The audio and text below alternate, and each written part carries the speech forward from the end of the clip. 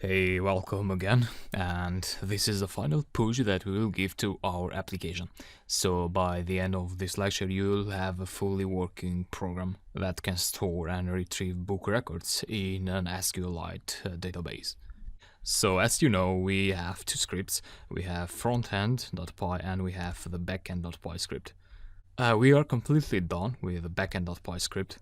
So we have built all of our functions that connect to the database, insert, view, search, and delete and update data. And now we need to go to the front-end script because we need to tweak it a little bit so that the front-end script is able to get data from the backend script, or more specifically, is able to get the function outputs, which are basically tuples of data, and then insert those tuples of data in the list box. So basically the user presses a button and then these functions are triggered and the data are inserted to the list box. So let's start from the easiest things. And the first thing I would like to implement is to get the records in the list box when the user presses the View All button. First of all, as I mentioned before, you need to import the backend script in here so that you are later able to refer to your functions as something like backend.view, for example, for the database view function. Now, I have been mentioning that to attach a function to a button, you need to go to where you have defined that button, so to the button function, and then you add a command here. So command, and then here goes the function. Now if we just call the view function of the backend script, so if we do backend.view, all we are doing is just executing the view function, so we aren't inserting any data to the list box. So what we want to do is have another function and have that function grab the data from the view function and insert those data to the list box. For example, let's call that function view command. Just like that. Remember, you don't pass brackets here, because if you do, when you execute the script, this function here, if you do like this function will be executed when Python reads your script. But you don't want that. You want that when you press the button, when the user presses the button, this function is executed. So Tkinter knows that, and if you just pass this like this, Python Tkinter will execute it when the button is pressed. So view command, and now you need a view command function. So let's write our functions just here. The view command. So think about the output now. The output we are getting is a tuple.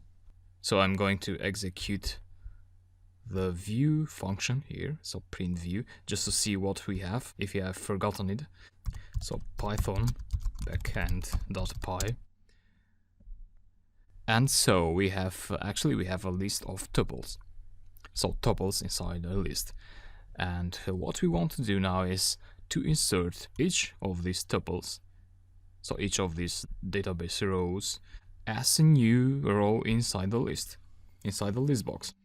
So what we can do is we can iterate through this tuple.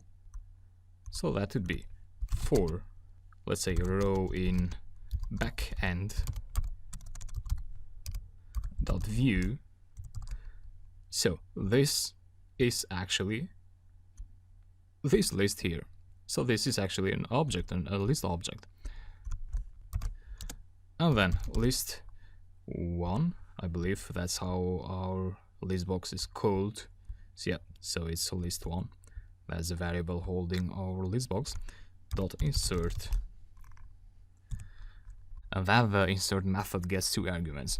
The first argument is the index where you want to insert your values. So you have a list box, and that list box has several places. So yeah, it has the first place, and then the second, third, and so on. So if you want to put it in the first place, you do enter 0. If you want to put it in the second, you would enter an index of 1 here, and so on.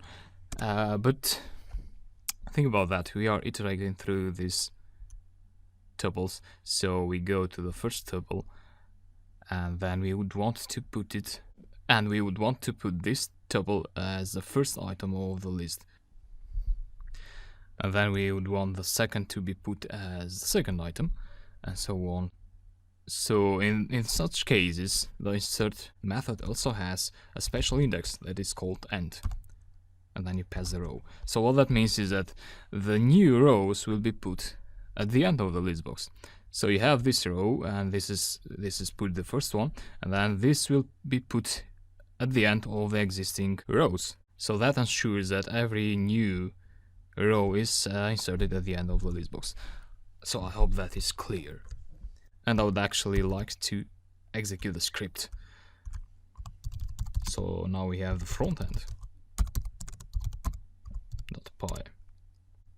And I have made an error here, so actually I want to import backend here.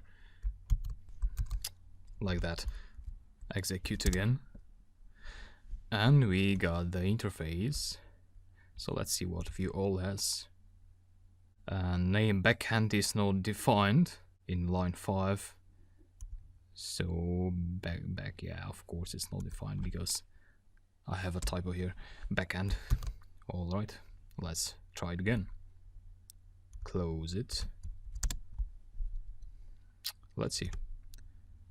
Great, so we got the rows displayed in the list box. But when you press it again, and again, and again, and again, these rows will be appended to the existing ones. So we need to think about how we can actually have an empty list box when we press the button. That's actually very easy to do. We need to ensure here that when these lines are executed, the list box is already empty. So what we can do is list1 delete and 0 end ensures that you are deleting everything from the index of 0, from the row with index of 0 to the end, to the last row. So let's see how that goes. View all, and if you press view all again, you always get all the rows that you have in the database, in the table. Great. Let's now go ahead and define a similar function for the search entry button. So the button is this one here, search entry. And again, we want the user to enter at least one value in the entries, in the entry boxes, and then they press the search entry button, and then they expect the program to return the rows that contain the entry that the user input in the entry box. So again, you'd want to insert data in the list box. So again, you can just call the search function of the backend script in here, command. So you need a wrapper function. So let's say search command. Another good reason that you want to use these wrapper functions, so to say, is that in some cases, like this one here, you are passing some parameters to the function. So if you look at the backend, and the view function didn't have any parameters, but the search function has some parameters. So that means you're not allowed to put brackets here. So you have to use another function where you call your main backend search function with parameters actually, and that's what we're going to do now. So def search command. And again, the search command, what we'll actually get as argument is a title that the user will input, an author, name, and year, and ISBN number.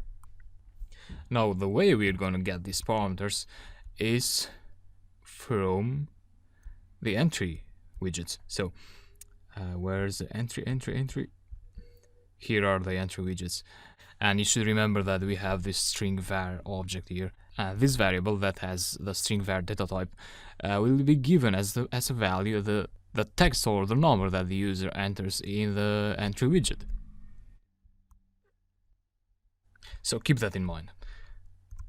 Let's go ahead here and the first thing you want to do is list1.delete. So you want to empty the list. Alright, and then you need to loop through the backend list output, because you know, in this case, let's execute this quickly. So the backend script. So we are searching for the author name John Smith, backend.py. Alright, we don't have any John Smith at the moment, so let's look for John Smith. So we got an empty list there. Save again, and you'll see that we got a list of tuples. So in this case we have only one tuple, but you get the idea. That means we need to iterate through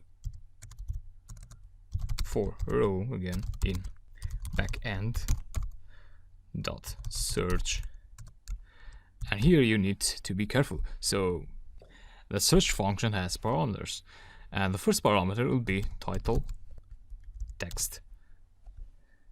So the text that the user is inputting in the entry widget, in the text entry widget. However, we are not done, because the title text is actually a string var object, so it's not a plain string. And what we need to do is actually append a get method here, and this will output a string object. So if the user enters John Smith there in the widget, this will produce a simple John Smith string. So I hope that makes sense. Author text again, get method. Then we have year text.get, and lastly ISBN text.get.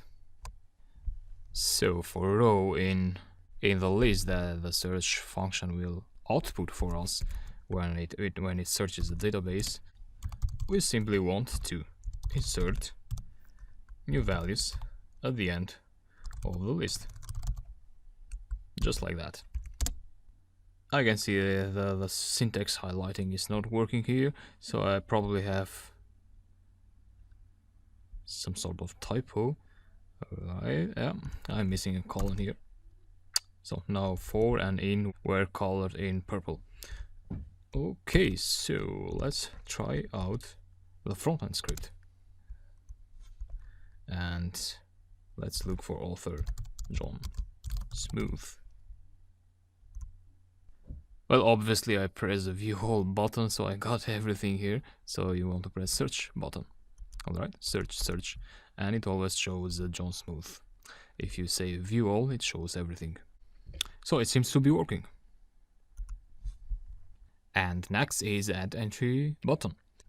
So when the user presses the add entry button, they expect that the data they have been typing in the 4 entry widgets, this data will be stored in somewhere. They don't know where, but they will be stored somewhere, and they will be able to retrieve them. So that means you need to call the insert function in here in the backend script. So this function will get these 4 arguments, so the values from the entry widgets, and it will post them in the book table. As easy as that. So first thing we might want to do is go to the add entry button, so here, and then add a wrapper function here, add command, and then we create an add command function. And this is quite straightforward actually. You just say backend.insert, and here you pass these values. So I'll just copy this and paste them here. So let's try this out. Let's try to add some entries. Let's say trees and grass.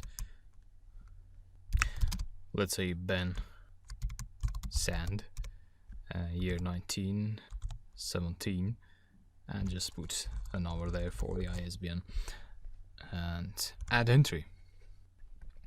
So the entry has probably been added in the database, but we didn't see anything, and you can see it with a view all function, probably. So if I press view all, we'll see trees and grass. But it would be good that when we add entry, this entry, the new entry is displayed here so that the user knows that the entry was successfully added to the database. So here is trees and grass. And so let's go ahead and do something that the entry is shown in the list box when the user presses add entry. And what we can do is we first need to ensure that the list is empty. So delete 0 to end and the list. And that gives us an empty list. Then we insert new values at the end of the list. So what values? Well, these ones.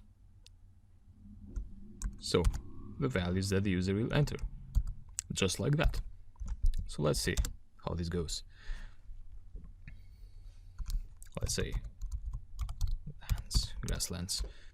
Let's say Kirk Hammett and year 1910 and a number there.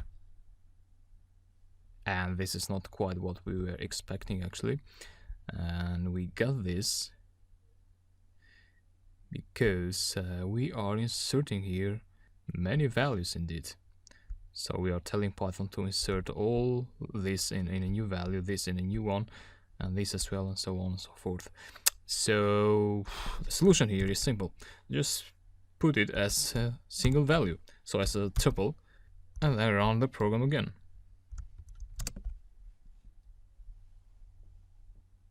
We have an error here, so we need one more bracket because this bracket here closes here. So just like that. Try it out again. Let's say Wonderland. Elena Gomes, 1944, and a number here. Add entry. And now we have the row in one single line. View all, and Wonderlands is there. Grasslands is also there. So let's move on.